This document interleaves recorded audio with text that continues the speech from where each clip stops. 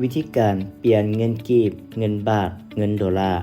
แล้วเปลี่ยนเป็น USDT เพื่อเติมเข้าเทรดในแพลตฟอร์มของ XR Trade เฮ็ดแนวใดนั่นคนเนาะโอเคอันดับแรกเลยตัวนี้ซุกยกตัวอย่างนั่นคนเนาะสมมุติว่าตัวนี้เป็นกลุ่มซื้อขายของเฮานั่นคนเนาะเฮาก็ทักไปเลยว่าสบายดีจานเห็นบ่โคเลทซื้อขายเดเนาะอาจารย์เพิ่นก็จะส่ง QR ตัวนี้มานั่นคนเนาะให้ทุกคนนี่แคปเอา QR ตัวนี้เลยโอเคนั่นคนเนาะหลังจากที่ว่าทุกคนแคปเอาตัวนี้แล้วปึ๊บนั่นคนเนาะเห็นบ่เขาจะเห็นเลยว่าเรทเงินปัจจุบันนี้เท่าไหร่1เหรียญต่อ 23,000 กีบเน็ตเติมนั่นคนเนาะเลทถอนอยู่ที่1 USDT ต่อ 21,700 ฉะนั้นเฮาก็ลองไปคูณเบิ่งทุกคนสมมุติว่าเฮาจะเติม10เหรียญนั่นคนเนาะ10เหรียญมาคูณให้ 23,000 เห็นบ่เท่าอยู่กับ 230,000 นั่นทุกคนเนาะโอเคเนาะหลังจากนั้นเฮาก็เข้าไปโอนเงินเลยทุกคนก็คือ 230,000 กีบนั่นทุกคนเนาะโอเคเข้ามาโอนเงินเลยก็คือ 230,000 กีบเอา QR มาโอนเงินเนาะทุกคนเนาะ230,000 เห็นบ่หลังจากนั้นเฮาก็กดแล้วก็โอนเนาะทุกคนเนาะปึ๊บเห็นบ่หลังจากที่ว่าเฮาโอนเป็นที่เรียบร้อยเนาะทุกคนเนาะเฮาก็แคปจอไปแจ้งในกลุ่มบอกกับ ID ของเฮาเดี๋ยวไปเอา ID XR Trade ของเฮาก่อนเนาะทุกคนเนาะเข้าไปในกระเป๋านี่ปึ๊บเติมเงินแล้วก็เข้าล็อกเอา ID ตัวนี้เลยทุกคนเขาก็ส่งสลิปการโอนเงินบอกกับ ID ตัวนี้ส่งไป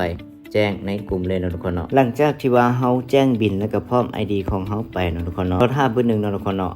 หลังจากนั้นก็จะมีข้อความตอบกลับมานะทุกคนเนาะโอเคนะทุกคนเนาะหลังจากที่เฮาเห็นข้อความตอบกลับมาแบบนี้เฮาก็ไปเบิ่งในแพลตฟอร์มของ XR Trade ของเฮาว่าเงินเข้าหรือบ่นะทุกคนเนาะโอเคเข้าไปในแพลตฟอร์มของ XR Trade เลยเด้อทุกคนเด้อเห็นบ่ทุกคน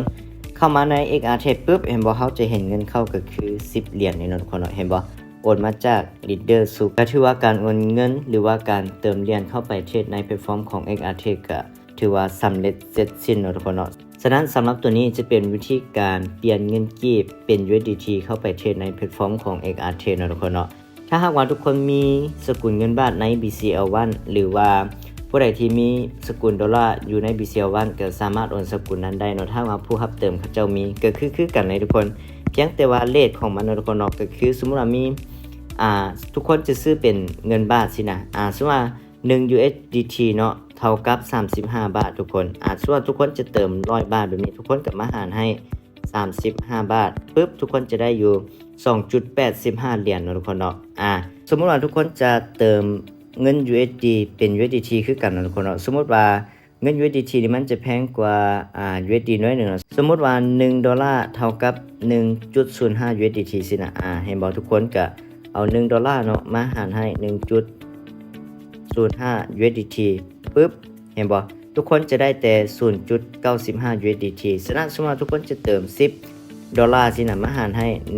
1.05 ปึ๊บเห็นบ่ทุกคนก็จะได้แต่9.52 USDT เพราะว่าเงิน USDT มันจะแพงหน่อยหนึ่งเนาะทุกคนเนาะโอเคทุกคนฉะนั้นผู้ใดมีบัญชีเงินบาทแล้วก็บัญชีดอลลาร์ก็สามารถโอนคือบัญชีกีบนี้ได้เลยเพียงแต่ว่าเลทมันก็หลายตามที่สุกหลายให้เบิ่งฉะนั้นตัวนี้จะเป็นวิธีการเปลี่ยนจากเงินกีบเงินบาทหรือว่าเงินดอลลาร์ไปเป็น USDT เพื่อเติมเข้าไปเทรดในแพลตฟอร์มของ XR Trade ทุกคนเด้อ